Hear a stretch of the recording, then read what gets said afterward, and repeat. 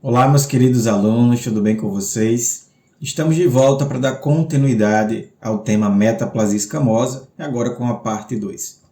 Este vídeo, assim como os outros que antecederam, eles têm a ideia, o objetivo de fazer a fundamentação na citologia clínica direcionada, na verdade, à citologia ginecológica. Então, se você talvez esteja chegando agora aqui no YouTube, pegando esse vídeo exclusivo, ou melhor, esse vídeo fora de um contexto, acho que vale a pena retornar, assistir as fundamentações, que vai te ajudar bastante aí para entender melhor a citologia, tá bom? Então, eu sempre guardo também esse momento para também dar um feedback, que é o seguinte: esse material ele é construído em cima do material do Cito Iniciante, Fundamentos da Citologia Ginecológica, que é um curso EAD em que ele vai trazer os conteúdos fundamentais e intermediários, e também do programa de aperfeiçoamento em citologia ginecológica, que é a comunidade Citologia Descomplicada. Então, esse material que eu estou trazendo para vocês tem muita coisa? Tem, mas eu preciso que vocês saibam e tenham ciência que existe um contexto de mais informações para que você tenha de fato uma vivência, uma melhor aplicabilidade dos conhecimentos da citologia ginecológica. Mas sem dúvida, o que foi trabalhado aqui vai resolver aí boa parte dos seus problemas, de sua dúvida na citologia, tá? Células metaplásicas escamosas, eu já trabalhei esse slide apenas para dar uma retomada. A metaplasia é substituição, transformação de um tipo de epitélio por outro que normalmente não estaria presente em um local determinado, tá bom? Mas aqui a gente já trabalhou só para contextualizar. Essa figurinha eu adicionei aqui, deixa eu trazer para anotações, eu adicionei algumas bolinhas, umas bolinhas laranjas, que vocês vão entender como um desmossomo, e umas bolinhas amarelas, que são os semidesmossomos. Os desmossomos, as bolinhas laranjas, eles estão conectando as células umas às outras, e assim formando o epitélio. A gente precisa que esse epitélio, as células estejam conectadas. Já o em amarelo, não. Em amarelo tem os hemidesmossomos, que está conectando a célula, mas não a outra célula. Ela está conectando a membrana basal. A membrana basal é uma matriz extracelular em que repousam essas células epiteliais. Abaixo, aí, nessa tonalidade rosa, tem-se o estroma, com vasos linfáticos, vasos sanguíneos, células estromais, fibroblastos, aí, que vai constituir o tecido conjuntivo. Mas, Vaderi, por que você trouxe a informação do desmossomos e hemidesmossomos? Porque o que acontece? A metaplasia, quando a gente vê na lâmina de Papa Nicolau, ela traz algumas características citoplasmáticas de forma que dependem e são importantes devido a essas conexões, tá? Deixa eu passar para o próximo slide, eu acho que ficava já, e eu volto para o anterior e eu explico. Olha só, células com projeções citoplasmáticas pontiagudas, células aranha, tá? Células metaplásicas, vou trazer alguns nomes, ó. Células aranha, células aracniformes, células estreladas, células pontiagudas. Então, são várias formas de falar a mesma coisa. São frequentemente vistas em preparações convencionais, devido à ruptura da coesão de ligações celulares, desmossomos, pela força da convecção da lâmina. Então, eu vou voltar para cá, mas antes deixa eu mostrar isso aqui, ó. Ó, como ela fica com essas projeções, né? Fica como se fosse estreladas, formas de estrela, aracniforme, enfim. Cada um tem a sua preferência. Então vamos lá, eu vou trazer duas situações, tá? Eu vou colocar aqui, situação 1, eu vou botar força de convecção da lâmina. E na situação 2, cadê? Situação 2, eu vou colocar como um artefato de fixação, tá? Duas situações distintas. Então vamos entender que situações são essas. Então vamos lá. Estou confeccionando a lâmina e faço uma pressão aqui para colocando, né, essas células lá na lâmina de vidro. Então o que eu posso fazer? Quando eu faço essa pressão, eu posso estar fazendo com que essa célula, estou puxando essa célula, vem para cá a célula. Estou tentando arrancar do grupo. Essa célula estou puxando, essa célula estou puxando, essa célula estou puxando, enfim. Tá? E outra que no epitélio não existe esse espaço em branco aqui, né? Ó. Na verdade, a célula estaria também em contato com essa célula aqui vizinha, né? De baixo, peraí, aqui, aqui. A figura ficou com alguns detalhezinhos que poderiam ser melhorados, mas vai dar para entender. Então, as células estão conectadas e você está puxando aqui. O que vai acontecer? Você puxa essa célula, você vai puxando, puxando, puxando, puxando, puxando, e os desmossomos não querem deixar elas se separarem. Você vai esticando a célula, vai esticando e alguém segurando. Vai esticando e os desmossomos segurando, até o momento que ele se rompe. Só que quando ele se rompeu, ele formou essas projeções pontiagudas, tá bom? Isso é uma situação, no caso da força de convecção da lâmina. Vamos para outra situação. Agora, nessa outra situação, as células foram para a lâmina, foram fixadas, por exemplo, colocou no álcool. O que o álcool faz? Ele faz uma contração do citoplasma. E essa contração do citoplasma, tipo assim, ó, vamos supor que está fazendo uma contração do citoplasma. Acho que a célula central fica mais interessante, né? Então, ó, está havendo uma contração do citoplasma e os desmossomos segurando essas células. Ó, se formando aqui a célula estrelada aqui dentro, ó, tá? Até o momento que se rompe. E essa, gente, não é uma coisa ruim na citologia. Essas projeções acabam nos ajudando demais para identificar essas células, tá? Então, é uma ajuda, é um artefato de fixação ou devido à força de convecção da lâmina que ajuda na identificação dessas células. Olha só. Deixa eu diminuir aqui um pouquinho para a gente ter o texto completamente visível. Então, vem aqui. Olha as projeções que eu comentei com vocês. Ó. O citoplasma vem aqui assim. Ó.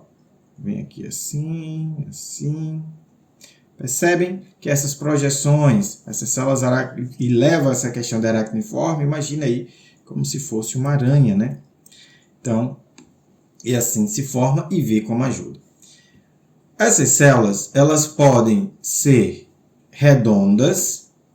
Valéria, então não é obrigatório que essas células apresentem essas projeções? Exatamente, não é obrigatório. Você pode ter células redondas, você pode ter células ovais, você pode ter células triangulares, estreladas ou caudadas. A célula metaplástica ela toma formas diversas. E isso liga o alerta, um cuidado muito grande para quem faz a citologia. Porque quando a gente fala de uma célula caudada, a gente já fica com receio até de um carcinoma, de um câncer.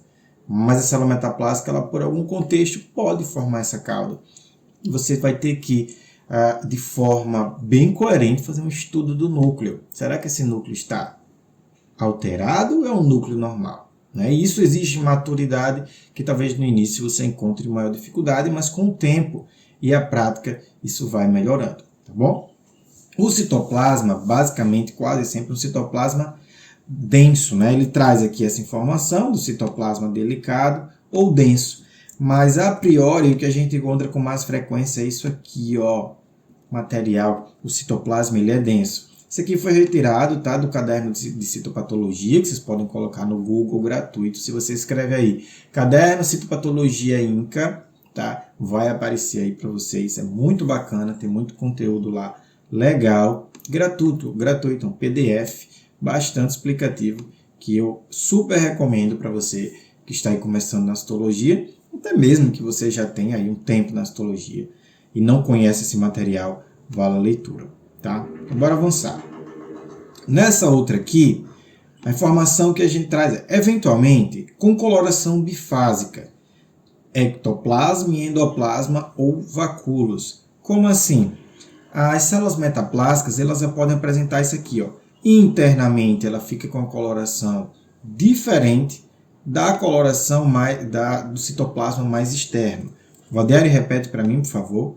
Ela pode, por exemplo, internamente o citoplasma apresentar uma tonalidade diferente daquela que se encontra na parte mais externa, né?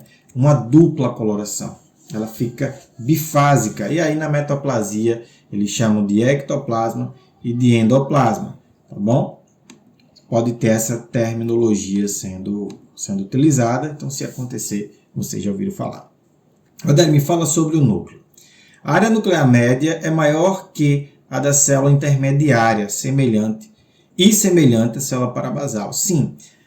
Vamos pensar, se ela é uma célula metaplásica escamosa e ela passa por um processo de maturação celular, então no primeiro momento ela vai ser imatura. Então o núcleo vai se assemelhar ao núcleo de uma célula parabasal, tá? E aí ela vai amadurecendo e ficando mais semelhante às células maduras. Então ele vai ter aí esse núcleo com esse volume maior do que a célula intermediária. Olha as projeções citoplasmáticas aqui. Olha a densidade citoplasmática. É mais intenso. É mais azulado, é um azul mais escuro, tá? Uma basofilia. Os núcleos são redondos ou ovais. Naquele momento eu falei da célula, forma da célula. Agora eu estou falando da forma do núcleo. São redondos ou ovais, centrais, com cromatina finamente granular. Ocasionalmente com cromocentros, fendas e às vezes pequenos nucleus. Essas fendas elas complicam, tá? Para quem não tem esse conhecimento, ele acaba complicando. Vou dizer que seria uma fenda, na verdade aqui nem aparece nessa figura. O núcleo ele aparece tipo com um risco assim no meio, como uma fenda. E isso gera uma dúvida de uma possibilidade de uma irregularidade de contorno nuclear e aí a gente pensar numa célula alterada. Mas a célula metaplástica ela traz isso. E por isso a célula metaplástica ela carrega consigo algumas dificuldades diagnósticas. A gente não sabe naquele momento, poxa, é uma célula normal, não é normal, o que aconteceu aqui? Então, de fato, a gente precisa fazer esse estudo. Percebemos aqui, ó, os nucleolos que ele citou, tá? Pode acontecer especialmente quando essas células metaplásticas elas estão no contexto de reparação tecidual. Aí os nucleolos eles se apresentam mais evidentes. Cromocentros são esses pontinhos mais escuros dentro do núcleo. Ó. Não é tão grande quanto os nucleolos, mas a gente vê aquele padrão de cromatina mais condensado. Tá? Existe esse cromocentro, ele basicamente é formado pela heterocromatina. Pense assim, ó, no núcleo você tem a eucromatina e a heterocromatina. A eucromatina, essa cromatina está mais aberta, a luz consegue passar mais facilmente por ela. Já na heterocromatina, ela está mais condensada. Então, logo a luz tem maior dificuldade de passar por essas regiões de maior condensação da cromatina e fica esses pontinhos mais escuros, tá? Então, o citologista ele vai ter que ter o discernimento de entender o que é um cromocentro e o que é um nucleolo. E isso, como eu bem falei, vai acontecendo no dia a dia, né? Vai acontecendo na experiência, na repetição, no estudo contínuo, na educação continuada, você vai pegando esses trejeitos. Aqui, ó, um nucleolo bastante expressivo, grande. Olha esse citoplasma, um citoplasma denso. Olha essas projeções que vocês estão vendo aí do citoplasma. Tá? Aqui eu trago a questão das diferenciações, como assim, ó. As células metaplásticas escamosas, elas mostram uma gama de diferenciação citoplasmáticas, que vai desde células parabasais imaturas até aquelas que se aproximam da aparência de células intermediárias / superficiais diferenciadas, né? Maduras. Ou seja, ela vai parecer em algum momento contexto de imaturidade e um contexto de maturidade. Mas percebam como fica mais fácil? Essa informação não é nova. A gente viu isso lá na aula anterior, que o processo metaplástico ele vai amadurecendo as células. Se você coleta aquelas células enquanto imaturas, você vai ter células imaturas na lâmina. Se você já coleta com aquelas células mais amadurecidas, então você vai ter células mais amadurecidas em lâmina.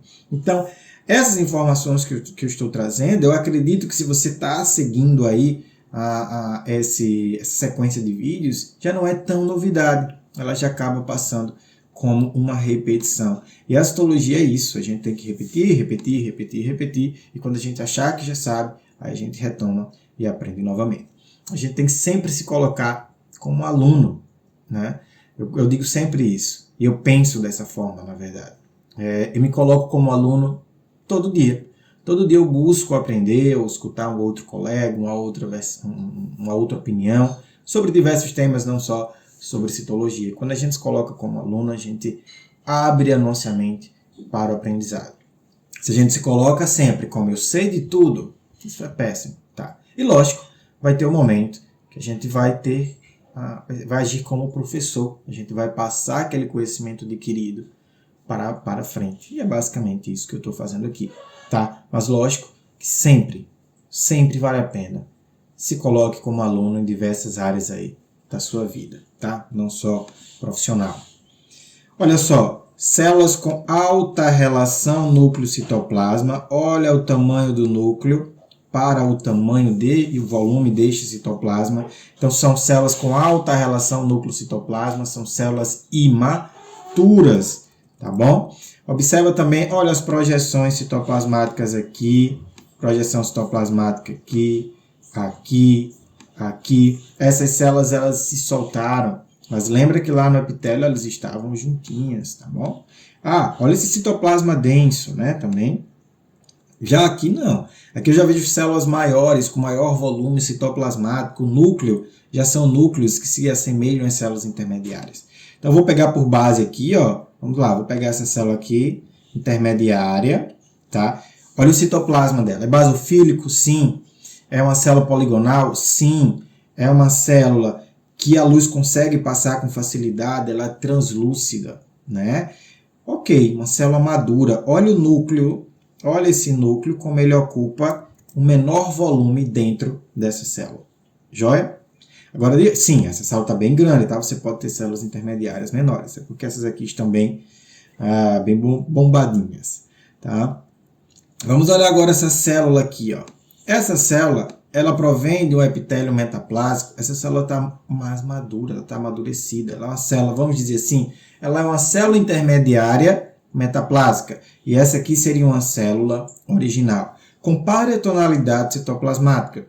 É uma tonalidade mais intensa. É um azul mais intenso. É uma basofilia mais intensa. Eu também fico de olho para isso aqui, ó. Vacuolização citoplasmática. Ela é encontrada em maior evidência nas células metaplásicas maduras. Aqui tem uma célula metaplásica madura, ó, maior, né? Essa aqui também estava grande.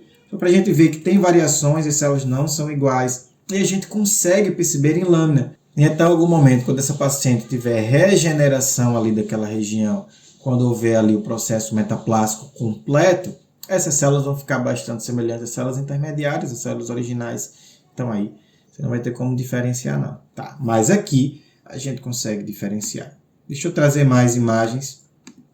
Olha, essa imagem ficou muito bonita, né? Nós temos uma célula intermediária original aqui, tá? Uma célula poligonal, né? Poligonal que apresenta as pontas. Olha o núcleo ocupando um volume menor. Olha os cromocentros que eu falei para vocês, ó, os pontinhos mais escuros dentro do núcleo. Muito bonita. E ao lado, percebam, gente, olha, compara aí, densidade citoplasmática. A célula metaplásica ela é mais densa, é um azul mais intenso, um azul mais forte, tá?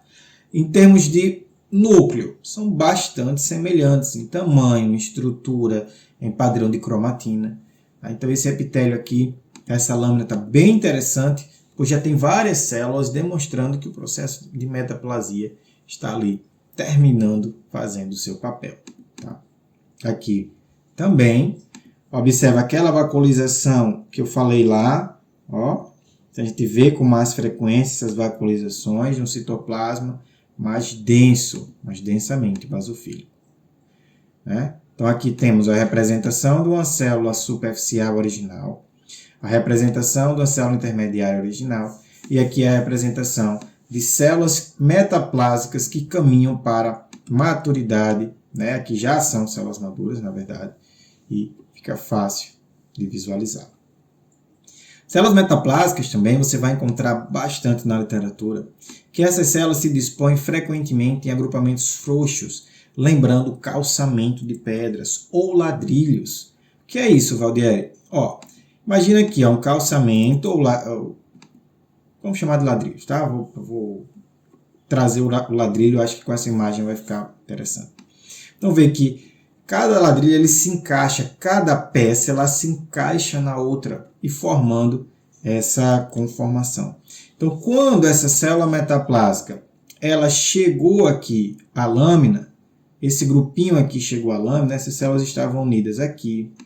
Ó. Percebam que elas se encaixam perfeitamente. Tá? Então, o que foi que aconteceu? Com a fixação, esse citoplasma contraiu, gerando esse espaço entre as células desse grupamento. E aí, dando esse aspecto, que aí você vai variar, tá? De ladrilho, de chão de pedras, enfim. Tá bom? Algumas vezes vai formar aquelas projeções pontiagudas e algumas vezes não. Tá? Quando forma as projeções, esse chão de pedra a gente não consegue ver tão bem. Tá? Quando ele não forma projeção, aí fica melhor, como vocês estão vendo aqui. Um grande grupo de células metaplásicas, olha aquele padrão de citoplasma bifásico, ó, tá? O endoplasma aqui eosinofílico, né, mais eosinofílico, e o ectoplasma mais basofílico. Também pode chegar alguém e falar assim, olha, provavelmente são células metaplásicas reativas, demonstrando anfofilia. Por que não? E aí você vai, diante da literatura que você acompanha, você vai adequando aí. O importante é saber que pode acontecer, não é um sinal algum de atipia dessas células, é um achado, ok. E assim, a gente vai finalizar com esse slide trazendo a beleza da citologia ginecológica. Nós vimos células glandulares endocervicais, são células em que o núcleo ele fica na base, na base, e o citoplasma ocupando essa conformação, com o citoplasma com maior região aqui na parte apical, na questão da produção da mucina. Então nós temos células glandulares endocervicais aqui, aqui, aqui. Tá? Também temos uma célula superficial, eosinofílica, núcleo em piquenose do epitélio escamoso. Aqui, uma célula intermediária basofílica madura do epitélio escamoso. Aqui, uma célula metaplásica imatura, o citoplasma mais denso aí. Não era uma lâmina que a gente encontrava todos os tipos celulares que citamos até agora. E para complementar, aqui tem hemácias, tem leucócitos polimorfos nucleares, neutrófilos, tá? Aqui. Havia também aqui, já aproveitando, fios de muco, que na citologia é bem comum se confundir aí, pessoal que está começando com filamentos de cândida. Havia uma microbiota, aqui, bacilos, tem bacilos aqui, tá? Vários bacilozinhos aí nessa imagem. Então, na citologia, a gente faz esse estudo, a gente tenta entender que células são essas que estão sendo apresentadas, são escamosas, são glandulares endocervicais, são glandulares endometriais, que a gente não falou, são células metaplásicas. E isso vai criando o seu discernimento para entender, ok, isso é uma célula escamosa. Na minha memória, eu já sei como é uma célula escamosa, já sei os critérios de benignidade, já sei os critérios citomorfológicos. Então, se foge daquela ideia, eu vou pensar, só depois disso, eu vou pensar que haveria ali uma atipia. Uma célula glandular endocervical. Eu sei como é uma célula glandular endocervical. Eu sei que ela se comporta no padrão favo de mel. Não é que ela se comporta, quando cai em lâmina, ela pode ficar no padrão favo de mel ou pode cair no padrão paliçada. Eu sei como é a estrutura nuclear, eu sei como ela se posiciona, o núcleo numa região basal, citoplasma numa região apical. Quando começa a perder essas orientações, pode sinalizar uma atipia. Eu agora sei como são as células metaplásicas, eu sei como se relaciona a questão do núcleo, da estrutura nuclear, o volume que ocupa dentro do citoplasma. Então, quando começa a fugir desses contextos, aí a gente começa a pensar que tem alguma atipia ali. Então, na citologia, assim, a gente precisa entender muito bem, muito bem as células num cenário de benignidade. Aqui eu estou trazendo um cenário que eu não falei de processos inflamatórios, eu não falei de processos reativos que mudam um pouco essas células, porém, elas continuam como células benignas. Por quê? Porque são processos reativos benignos. E aí você vai precisar entender o que são esses processos benignos reativos para não confundir com uma lesão intraepitelial de baixo ou de alto grau, para não confundir com o carcinoma, para não confundir com o adenocarcinoma in situ ou adenocarcinoma invasor, tá? Endocervical ou endometrial. Joia? Então a gente precisa entender um contexto de benignidade para não confundir. E onde é que o aluno peca?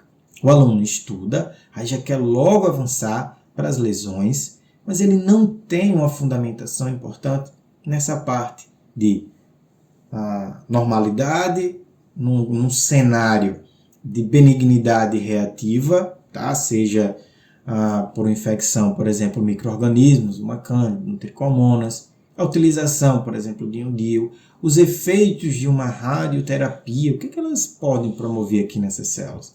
E uma depressão hormonal, em que você não vai ter o estímulo hormonal, como essas células podem se apresentar? E uma hipermaturação, em que as células perdem o núcleo e acaba lá sendo ocupada basicamente pela queratina de alto peso molecular. Às vezes, as células glandulares elas podem apresentar cílios, mas não só isso. Elas apresentam cílios e também uns grupos com núcleos um pouco diferentes daquilo que a gente espera, com uma conformação tridimensional um pouco diferente do que a gente espera. Já seriam alterações? Então, para isso, a gente precisa estudar bastante, a gente precisa se fundamentar, tá bom?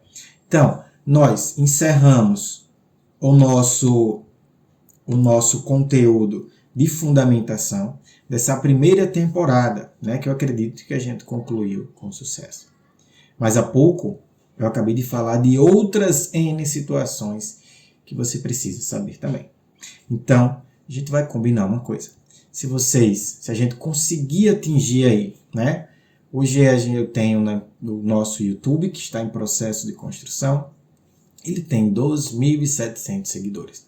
Quando a gente atingir 4.000 seguidores, eu volto para cá e a gente dá continuidade nessa fundamentação numa nova temporada. Se você quer ajudar isso, comenta nos vídeos, ajuda bastante que essa informação consiga chegar a outras pessoas. Copia o link, manda para outros colegas, né? O Citologia Descomplicada ele é uma plataforma de ensino gratuito de citologia ginecológica, no Instagram ou aqui no YouTube. Lógico, tem um curso. Um percentual das pessoas que já aprendem muito no gratuito querem um contato maior, querem avançar um pouco mais e resolvem tomar a decisão de entrar no curso. Mas também tem muita gente que aprende aqui no gratuito, tá bom? Então, uma forma que você pode ajudar, sei que vocês escutam isso o tempo todo no YouTube, curte, compartilhe, comenta, mas essa é a moeda de troca. A moeda de troca com o YouTube é essa, ele só entende que o conteúdo é relevante se você curte, comenta e compartilha. Se você não faz nada, o YouTube diz assim, olha, esconde esse vídeo, que esse vídeo não presta. Tá? E é isso que a gente entende também. Se vocês não dão feedback, a gente entende, olha, o conteúdo não é bom, é melhor que ele pare. Tá? Então a gente precisa de um feedback para isso. Não é um pedido aleatório, é uma troca. Né? Joia? Então é isso. Eu espero que vocês tenham gostado, eu espero que vocês tenham entendido a proposta aqui dessa primeira temporada da Fundamentação em Citologia Clínica.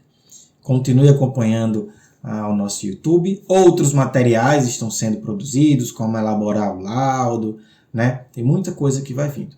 O que eu estou falando da questão da continuidade é da fundamentação, mas outros materiais estarão sendo produzidos para ajudá-los. Tá bom? Então, me ajuda de volta.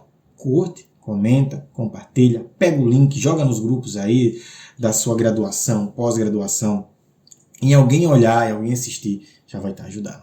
Joia? Agradeço a sua companhia durante essa primeira temporada e a gente se vê por aí ou por aqui. Tchau, tchau.